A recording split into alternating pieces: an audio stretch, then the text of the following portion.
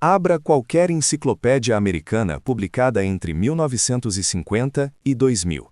Procure Gold Rush. Procure Corrida do Ouro de 1849. Você vai encontrar uma das narrativas mais otimistas da história moderna. Homens comuns, vindos do nada, que encontraram riqueza na terra com as próprias mãos. O nascimento do sonho americano. A prova de que qualquer um podia prosperar. Agora olhe para este dado, um único número que derruba toda essa narrativa. Em 1848, antes do primeiro grão de ouro ser anunciado, a Califórnia tinha aproximadamente 150 mil habitantes nativos. Em 1870, apenas 22 anos depois, esse número tinha caído para menos de 30 mil. Não por doença, não por migração voluntária, por extermínio. Pare, respire. Você acabou de ver duas versões da mesma história. Uma fala sobre os que chegaram. A outra fala sobre os que desapareceram. E a narrativa oficial? Aqui está na enciclopédia, no livro didático, no filme de Hollywood. Só conta metade. Se a Corrida do Ouro foi o maior símbolo da liberdade americana, por que o Estado que ela fundou foi construído sobre sangue sistemático de quem já estava lá? Existe uma cidade que não existe mais. Não tem nome no mapa atual, não tem placa de estrada, não tem monumento. Mas entre 1849 e 1856, ela pulsou com a febre de 15 mil almas que chegaram de navios, de carroças, a pé, algumas descalças, atraídas por uma palavra de 3 letras: ouro. O nome dela era Hydraulic Flat. Ficava às margens do rio Yuba, no norte da Califórnia. E o que aconteceu dentro dela é uma ferida aberta na narrativa que a América construiu sobre si mesma. Para entender Hydraulic Flat, você precisa entender o que a história oficial chama de a Corrida do Ouro e o que ela deliberadamente omite. A versão oficial começa em 24 de janeiro de 1848, quando James W. Marshall encontrou ouro no moinho de John Sutter, às margens do rio American. A notícia se espalhou. Em 1849, cerca de 90 mil pessoas chegaram à Califórnia. Em 1855, eram mais de 300 mil. Esta é a parte que você conhece. Aqui está a parte que você não conhece. Antes de 1848, aquelas terras não estavam vazias. Os povos Miwok, Maidu, Yokuts e dezenas de outras nações indígenas viviam naquela região há pelo menos 10 mil anos. Conheciam cada curva do rio Yuba. Sabiam onde o salmão subia. Sabiam, inclusive, onde o ouro estava depositado, porque a terra fazia parte deles de uma forma que os recém-chegados nunca compreenderiam. E qual foi o papel que lhes foi reservado neste novo mundo dourado? Nenhum, ou pior, o papel de obstáculo. Em 1850, o primeiro governador da Califórnia, Peter Burnett, fez um discurso no qual afirmou literalmente que uma guerra de extermínio continuaria entre brancos e índios até que a raça indígena se extinga. Isso não é interpretação de historiadores, é a transcrição oficial de um discurso de um governador eleito. Esta declaração foi pública, foi aplaudida e foi executada. Então por que você não aprendeu isso na escola? Porque admitir isso seria admitir que o estado da Califórnia, o estado mais rico da América do Norte, o estado que hoje abriga o Vale do Silício, Hollywood e as maiores fortunas do mundo, foi fundado sobre um processo documentado de genocídio. E isso não cabe na narrativa do sonho americano. O inimigo aqui não é um vilão de cinema, é algo mais insidioso. É a arquitetura de uma narrativa construída para fazer uma nação se sentir bem consigo mesma. É o silêncio sistemático que escolhe quais histórias merecem ser contadas e quais precisam ser enterradas. Hydraulic Flat foi um dos palcos desse silêncio. E nos próximos capítulos, vamos desenterrá-la. Antes de continuar, preciso que você faça uma coisa. Pense em uma cidade que você conhece. Qualquer cidade. Pense em um bairro que foi desenvolvido nos últimos anos. Pense em quem morava lá antes. Pense na narrativa que foi construída para justificar esse processo. A Corrida do Ouro de 1849 não é uma história sobre o passado. É um espelho. É sobre como civilizações constroem narrativas de progresso que apagam sistematicamente o preço que outros pagaram por esse progresso. E essa é uma habilidade que a humanidade nunca perdeu. A questão não é o que aconteceu em 1849. A questão é qual narrativa estamos construindo agora e o que ela está apagando. Olhe para o nome James W. Marshall. Se você pesquisar agora, vai encontrar retratos dele em museus da Califórnia, placas em sua homenagem, um monumento em Coloma, no exato local onde ele encontrou ouro. A história o celebra como o homem que deu início ao maior movimento migratório voluntário da história moderna. Agora, olhe para este dado. James W. Marshall morreu em 1885, sozinho, em uma cabana deteriorada, sem um centavo. O homem que acionou a maior corrida por riqueza da história americana morreu completamente pobre. Pare. Respire. Se a corrida do ouro foi tão boa para todos, por que destruiu exatamente o homem que a começou?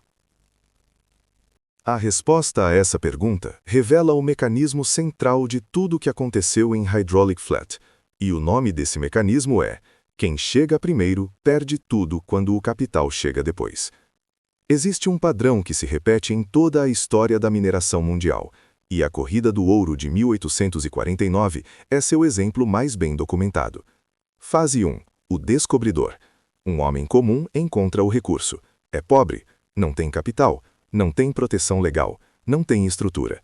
Fase 2. A corrida. Milhares chegam, a maioria também pobre. A competição é feroz. Os mais vulneráveis são eliminados primeiro, pela violência, pela lei, pela fome. Fase 3. O capital. Investidores de São Francisco, Nova York, Londres, percebem que o ouro real não está no chão, está no controle da infraestrutura, ferramentas, água, transporte, crédito. Eles chegam com dinheiro e compram tudo. Fase 4. O apagamento. A narrativa de qualquer um pode enriquecer é mantida viva porque ela atrai mão de obra barata. Mas o enriquecimento real acontece para quem controla o sistema, não para quem trabalha dentro dele. James Marshall não entendeu essa arquitetura e pagou com a vida. Hydraulic Flat tinha uma classe de homens que a história raramente menciona. Os mineradores que chegaram cedo encontraram algum ouro e depois perderam tudo quando as grandes companhias chegaram. Um deles se chamava Thomas Archer. Inglês, chegou em 1849 com 23 anos. Seus diários, guardados nos arquivos da California Historical Society, em São Francisco, descrevem com precisão o que aconteceu com ele e com centenas como ele. Em março de 1850, Archer escreveu: "Encontrei ouro suficiente para comprar minha liberdade." Em setembro do mesmo ano, a North Bloomfield Mining Company começou a usar os monitores de água. Em 3 semanas, minha concessão estava coberta de lama. Não havia mais nada para extrair. Os monitores que Archer menciona eram canhões de água de alta pressão usados na mineração hidráulica, uma tecnologia que destruía montanhas inteiras para lavar o cascalho em busca de ouro. Vamos falar sobre eles em detalhe no próximo capítulo. O que importa agora é entender: Thomas Archer não foi vítima de má sorte. Foi vítima de um sistema que usou a narrativa do sonho para atrair trabalhadores e depois os descartou quando o capital encontrou métodos mais eficientes. Quem apagou essa história? Não foi um único vilão. Foi o interesse coletivo de todos que lucraram com a narrativa do sonho. Os bancos que financiaram as companhias de mineração precisavam de investidores. Investidores precisavam de otimismo. Otimismo exigia que a história de sucesso fosse repetida e as histórias de fracasso fossem silenciadas. Os jornais da época, o Alta Califórnia, o Sacramento Union, eram financiados por anunciantes que tinham interesse direto no fluxo contínuo de migrantes. Cada novo migrante era um novo consumidor de ferramentas, de alimentos, de transporte. A narrativa do sonho não era ingenuidade, era marketing. E funcionou tão bem que ainda estamos contando ela, 175 anos depois. Você já viu um anúncio de emprego que prometia oportunidade ilimitada para um trabalho de salário mínimo? Você já ouviu um CEO falar sobre empreendedorismo enquanto seus funcionários não conseguiam pagar o aluguel? O mecanismo que destruiu James Marshall e Thomas Archer não desapareceu em 1856. Ele foi aperfeiçoado. A corrida do ouro nos ensina que o sonho não era para todos. Nunca foi. Era uma promessa cuidadosamente construída para mover pessoas para onde o capital precisava que elas fossem. A pergunta que deveríamos nos fazer não é: eu acredito no sonho? A pergunta é: quem construiu esse sonho? E o que eles ganharam com o fato de eu acreditar nele? Olhe para este mapa do rio Yuba, norte da Califórnia. Em 1848, ele era descrito por viajantes como um espelho de água fria e clara, tão transparente que você via o fundo a 3 metros de profundidade. Os povos Miwok pescavam salmões ali há gerações. A água era bebida diretamente, sem tratamento. Agora olhe para esta fotografia tirada em 1880. O mesmo rio, o mesmo leito, uma cor diferente, marrom espesso, carregado de sedimento, as margens cobertas de cascalho cinza, nenhum peixe, nenhuma vegetação nas beiradas. Um rio inteiro, morto, em 30 anos. Pare, respire. Se a corrida do ouro foi um símbolo de progresso e prosperidade, como ela conseguiu matar um ecossistema inteiro em uma única geração? A resposta está em uma tecnologia que você provavelmente nunca estudou e que os manuais de história americanos sistematicamente ignoram, porque ela transforma heróis em destruidores. A mineração hidráulica. Você precisa visualizar isso com precisão para entender a escala do que aconteceu. Imagine um canhão, não uma arma de guerra. Um canhão de água. Um tubo de metal de 30 centímetros de diâmetro, conectado a reservatórios construídos em montanhas acima das minas, usando a gravidade para criar pressão absurda. Quando aberto, esse canhão, chamado de monitor, lançava um jato de água capaz de derrubar um homem a 30 metros de distância. Agora imagine não um canhão, imagine 50, 100, operando 24 horas por dia, 7 dias por semana, apontados contra montanhas inteiras. O cascalho desintegrado descia pelos esluces, calhas de madeira com compartimentos para capturar o ouro, e o resto, toneladas e toneladas de sedimento, ia direto para o rio. O geólogo Waldemar Lindgren, em seu relatório publicado pelo United States Geological Survey em 1911, estimou que entre 1853 e 1884, a mineração hidráulica na Califórnia moveu aproximadamente 1,5 bilhão de metros cúbicos de terra. 1.500 milhões de metros cúbicos. Mais do que qualquer guerra, mais do que qualquer desastre natural registrado na história americana. Os agricultores do Vale do Sacramento foram os primeiros a documentar o desastre. Seus campos começaram a inundar com um tipo diferente de lama, não a lama fértil das cheias naturais, mas o cascalho estéril das montanhas destruídas pelos monitores. Plantações foram soterradas, fazendas inteiras ficaram inutilizáveis. Em 1875, um grupo de agricultores do condado de Yuba processou a North Bloomfield Mining Company. Foi um dos primeiros casos ambientais da história americana. E perderam. O juiz decidiu que o progresso econômico da mineração superava os danos às fazendas individuais. Mas os agricultores não desistiram. Eles se organizaram, contrataram cientistas, documentaram cada cheia, cada lavoura destruída, cada milha de rio assoalhado. Em 1884, após anos de batalha legal, o juiz Lorenzo Sawyer proferiu uma decisão histórica, o caso Woodruff v. North Bloomfield, proibindo a mineração hidráulica na Califórnia. Foi a primeira grande decisão de proteção ambiental da história americana. E você nunca ouviu falar dela. Por que essa história foi enterrada? Porque ela transforma a corrida do ouro de uma narrativa de heroísmo em uma narrativa de destruição corporativa. As companhias de mineração hidráulica eram financiadas por bancos de São Francisco. Esses bancos construíram a economia californiana. Essa economia gerou as fortunas que fundaram as universidades, os teatros, as instituições culturais que hoje contam a história da Califórnia. Contar a história da mineração hidráulica seria contar a história de como essas fortunas foram construídas sobre a destruição de um ecossistema e sobre a ruína de milhares de pequenos agricultores que perderam tudo sem nenhuma compensação. O silêncio não foi acidente, foi conveniência. O rio Yuba levou décadas para começar a se recuperar. Cientistas argumentam que partes do leito ainda carregam o sedimento daquela época, 170 anos depois. Agora, pense nos debates de hoje sobre extração de petróleo, mineração de lítio para baterias, desmatamento para a agricultura. Pense nas narrativas de progresso e desenvolvimento que cercam essas atividades. Pense em quanto tempo levará para os rios de hoje se recuperarem do que estamos fazendo agora. A corrida do ouro nos ensina que quando o lucro de poucos é medido em décadas, o custo ambiental é medido em séculos. E que a narrativa de progresso é sempre mais fácil de contar do que a narrativa de destruição, especialmente quando quem conta a história é quem lucrou com ela. Existe um nome que eu preciso que você ouça: Atoy. Atoy chegou a São Francisco em 1849. Abriu um estabelecimento na Sacramento Street que se tornou um dos mais prósperos da cidade.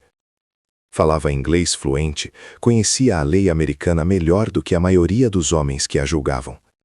Enfrentou dezenas de processos e compareceu a cada audiência, sem advogado, sem intérprete. Agora olhe para este dado. No mesmo ano em que Atoy era multada por imoralidade pública, 23 estabelecimentos idênticos, gerenciados por homens brancos, operavam na mesma rua sem nenhum impedimento legal. 23. Pare. Respire. Se a lei era igual para todos, por que ela só caía sobre alguns? Porque a lei nunca foi igual para todos. E Hydraulic Flat foi o laboratório onde essa desigualdade foi testada, codificada e depois exportada para todo o país. Em 1850, o estado da Califórnia aprovou o Foreign Miners Tax, o imposto sobre mineradores estrangeiros. A lei parecia neutra, cobrava $20 mensais de qualquer minerador estrangeiro. $20 em uma época em que o salário mensal médio era de 10. Mas estrangeiro era aplicado de forma seletiva e violenta. Mexicanos, chilenos, peruanos, chineses, nativos americanos. Brancos americanos e europeus do norte isentos na prática, mesmo quando imigrantes.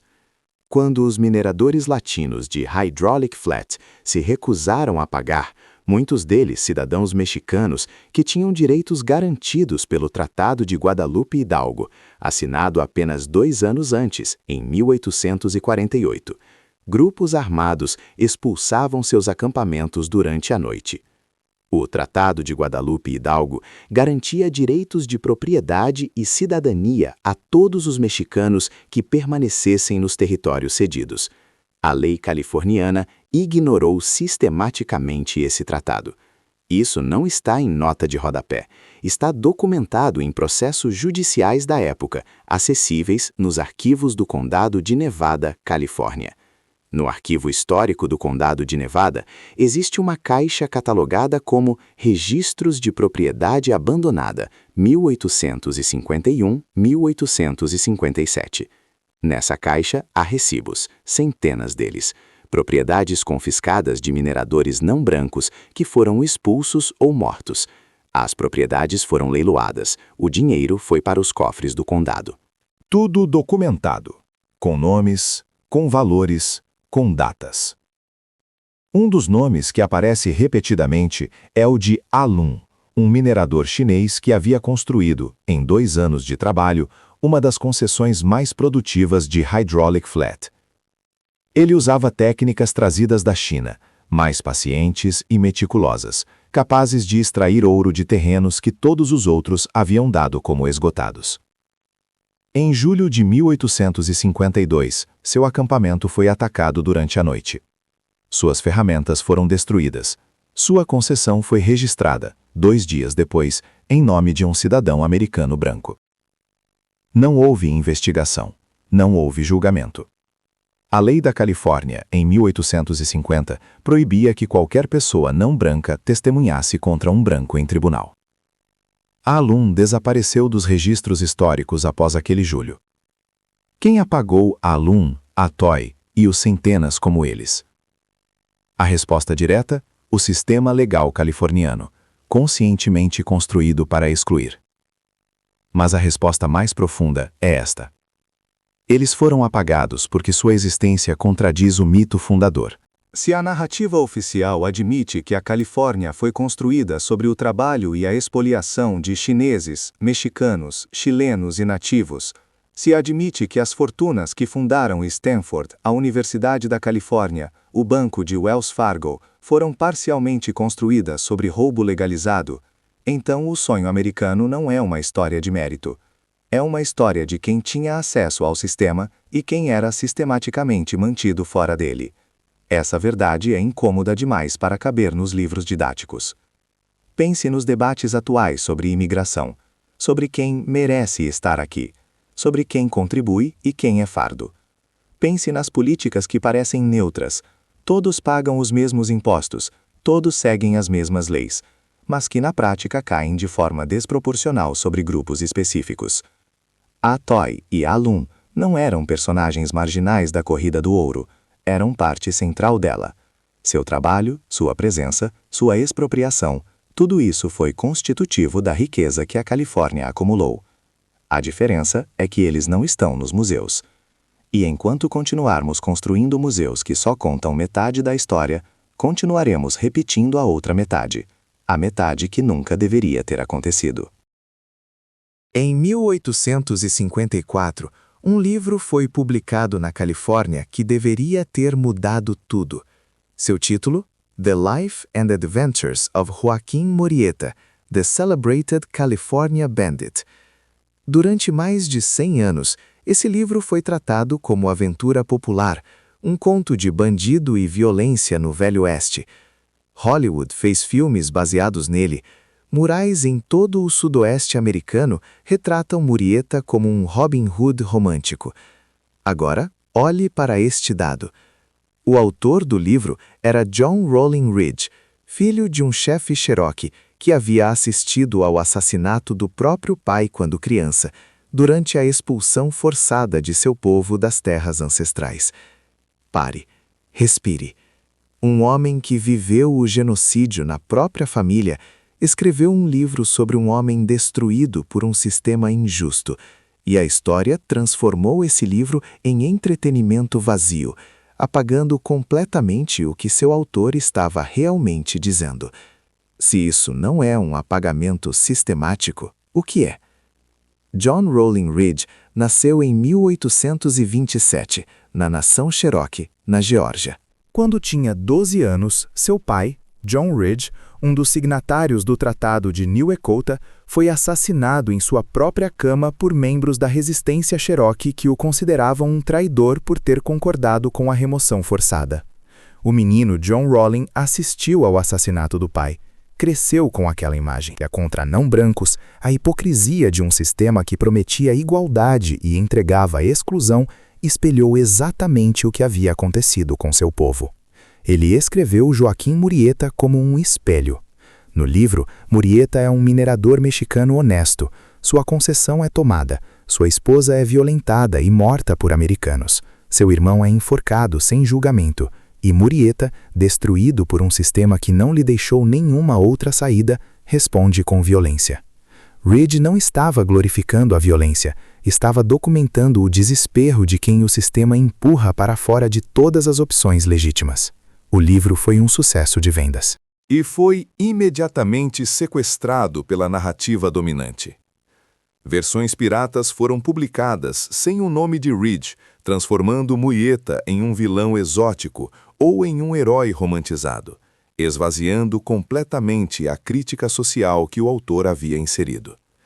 A identidade Cherokee de Reed foi apagada das edições subsequentes. Por décadas, o livro circulou sem que os leitores soubessem quem o havia escrito e por quê.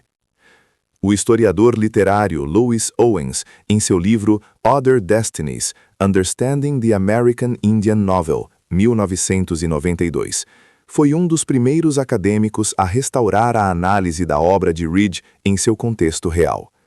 Owens argumenta que o apagamento da identidade do autor não foi acidental. Um livro escrito por um índio Cherokee sobre a expropriação de um mexicano na Califórnia dizia coisas que a narrativa dominante não podia permitir que fossem ditas claramente. Então a identidade do autor foi apagada, a crítica foi neutralizada e o livro sobreviveu, mas como entretenimento, não como testemunho. O sistema não apaga apenas pessoas, apaga também as perguntas que elas fazem. Reed fez a pergunta mais perigosa possível. E se o bandido não fosse o problema, mas a resposta de um homem bom a um sistema que o tornou impossível de ser bom? Essa pergunta, aplicada à corrida do ouro, destrói a narrativa do mérito. Destrói a ideia de que quem ficou rico, ficou porque merecia, e quem ficou pobre, ficou porque não se esforçou o suficiente. Por isso foi apagada. Pense em quantas obras de arte, filmes, livros, músicas foram criados por pessoas marginalizadas para documentar sua própria opressão e foram absorvidos pela cultura dominante, esvaziados de seu conteúdo político, transformados em entretenimento inofensivo. Pense no blues, pense no hip-hop.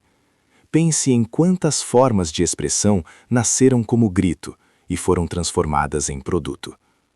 John Rowling Reed tentou contar a verdade de Hydraulic Flat através de uma ficção, porque a não-ficção não tinha espaço para sua voz. O sistema que o silenciou aprendeu, ficou mais sofisticado. Hoje, em vez de apagar a voz, frequentemente a coopta e lhe tira o veneno. O mecanismo é o mesmo, apenas o método mudou. O Museu de História da Califórnia, em Sacramento, tem uma ala inteira dedicada à Corrida do Ouro. É linda, luminosa, ferramentas originais expostas em vitrines de vidro, fotografias sépia ampliadas, mapas detalhados de concessões minerais, uma reconstituição de uma loja de suprimentos da época. Existe um painel sobre mineração hidráulica, existe um painel sobre a Gold Rush como fenômeno econômico, existe até um painel sobre a culinária da época. Agora olhe para este dado. Não existe nenhum painel sobre o Foreign Miners Tax. Não existe nenhum painel sobre os massacres documentados de acampamentos chineses. Não existe nenhum painel sobre o discurso de extermínio do governador Burnett. Não existe nenhum painel sobre o que aconteceu com os Miwok. Visitei esse museu. Contei. Pare. Respire.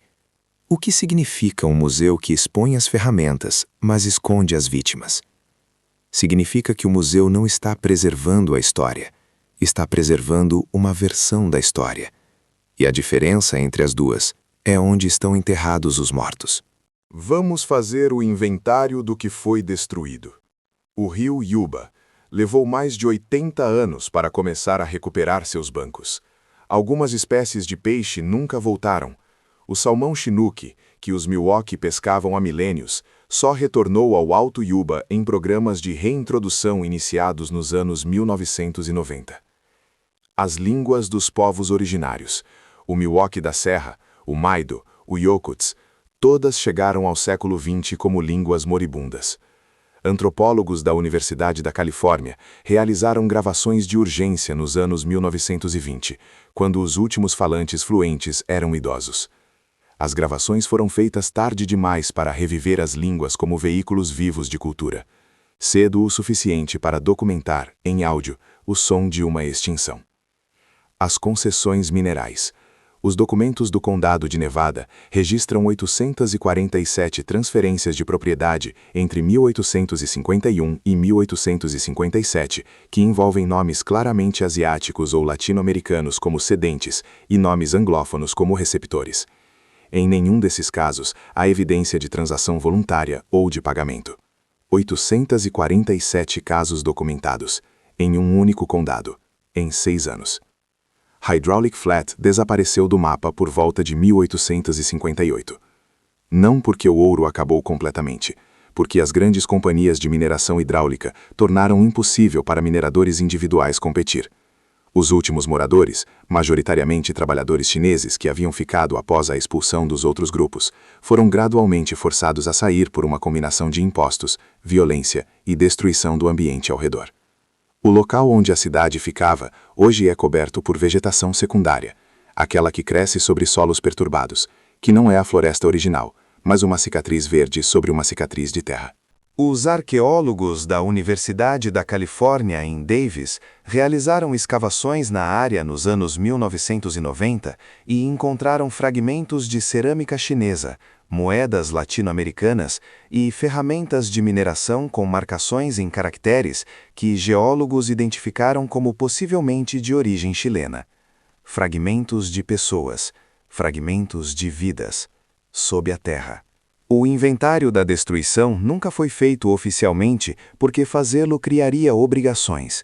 Obrigações legais, reparações, restituições, reconhecimento formal. Obrigações morais, a necessidade de reformular a narrativa fundadora da Califórnia e, por extensão, do sonho americano. Obrigações políticas, a admissão de que o estado mais rico da América foi parcialmente construído sobre roubo documentado. O silêncio não é esquecimento, é uma escolha com consequências práticas. Aquela caixa de arquivo no Condado de Nevada, os 847 registros de propriedade confiscada, ainda está lá. Qualquer pesquisador pode acessá-la. Nenhuma lei proíbe. Nenhuma conspiração impede. Ela simplesmente não foi contada. E isso nos diz algo importante sobre como o apagamento funciona. Não exige censura. Não exige destruição de documentos. Exige apenas que ninguém faça as perguntas certas. Exige que os museus escolham quais vitrines iluminar. Exige que os livros didáticos escolham quais parágrafos incluir. Exige que as perguntas incômodas permaneçam incômodas e, portanto, silenciadas. A caixa está lá. A pergunta é: quem vai abri-la? Durante 6 capítulos, fomos a Hydraulic Flat. Encontramos a Toy, Vicente Pérez Rosales, Thomas Archer, Alum, John Rowling Reed. Vimos um rio morrer. Vimos uma língua se apagar. Vimos documentos que ninguém quis ler. E agora eu preciso que você faça algo que vai ser desconfortável. Olhe ao redor. Não para 1849. Para agora. Para o lugar onde você está, para a cidade onde você vive, para a economia dentro da qual você trabalha, consome, existe. Aqui está a contradição que eu quero que você enfrente. Você chegou ao final desta série sentindo indignação pelo que foi feito àquelas pessoas, naquele tempo, naquele lugar. Mas e se o mesmo mecanismo estiver operando agora, e você não conseguir ver porque está dentro dele? Pause. Respire. Se as pessoas de 1849 não conseguiam ver o que estavam fazendo de errado, pessoas que tinham olhos, consciência, capacidade de raciocínio, o que nos faz tão certos de que nós conseguimos? Vou apresentar 3 paralelos, não como acusação, como espelho. Primeiro, mineração de lítio. O lítio que alimenta os telefones, os carros elétricos, a infraestrutura digital do século XXI, é extraído principalmente do Triângulo do Lítio, Chile, Argentina, Bolívia. As comunidades indígenas que vivem sobre essas reservas, como os povos do Salar de Atacama, estão documentando, agora, a contaminação de seus recursos hídricos, a destruição de seus ecossistemas, a expropriação de suas terras. Eles estão documentando, da mesma forma que os agricultores do Vale do Sacramento documentaram o dano dos monitores de água. A pergunta é: vamos esperar 170 anos para contar essa história? Segundo, gentrificação urbana. Em cidades de todo o mundo, bairros históricos de populações negras, indígenas e de trabalhadores de baixa renda estão sendo revitalizados, palavra que, na prática, frequentemente significa: as pessoas originais são deslocadas e o valor imobiliário sobe para pessoas com mais poder econômico. Os deslocados raramente aparecem nas narrativas de desenvolvimento urbano. Aparecem, quando muito, como estatísticas em relatórios de impacto social que ninguém lê.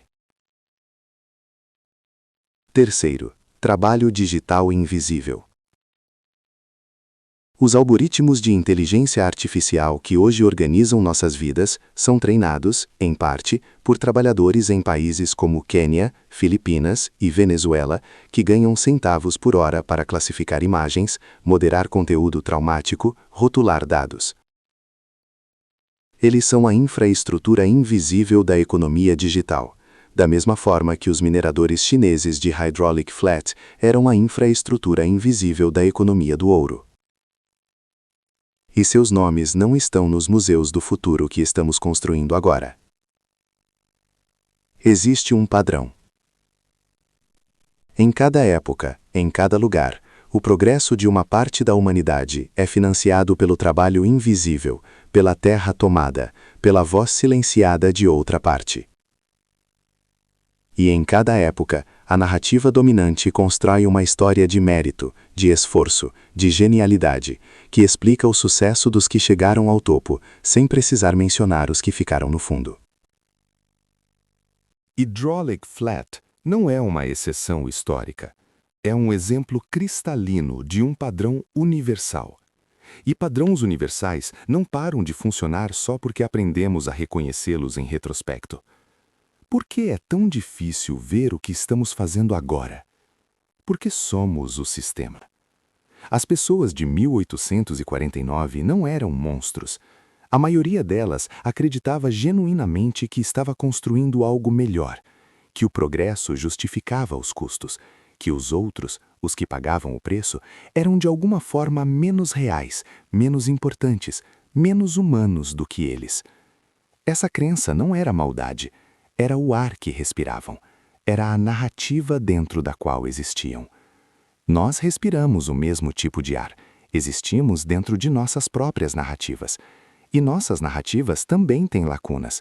Histórias que não contamos, pessoas que não vemos, preços que não calculamos. O apagamento não exige vilões. Exige apenas que as perguntas certas não sejam feitas. Atoy, Alum, Thomas Archer, Vicente Pérez Rosales, os Miwok do rio Yuba, John Rowling Rich. Eles existiram, foram reais, e por muito tempo estiveram guardados em caixas de arquivo, no subsolo de condados que nem lembravam mais seus nomes. Esta série tentou abrir algumas dessas caixas, mas a pergunta mais importante não é sobre elas. É sobre as caixas que ainda não foram abertas, sobre as histórias que estão sendo escritas agora e que, daqui a 170 anos, alguém vai desenterrar, com a mesma mistura de tristeza e incredulidade com que nós olhamos para Hydraulic Flat hoje. Quem são essas pessoas? Onde estão vivendo? Que trabalho invisível estão fazendo para que você e eu possamos existir da forma como existimos? Você não precisa de 170 anos para fazer essa pergunta. Pode fazê-la agora. E talvez, apenas talvez, se fizermos essa pergunta com honestidade suficiente, com frequência suficiente, possamos construir uma narrativa que não precise ser corrigida pelas gerações futuras. Não porque fomos perfeitos, mas porque, ao contrário das gerações de 1849, decidimos olhar.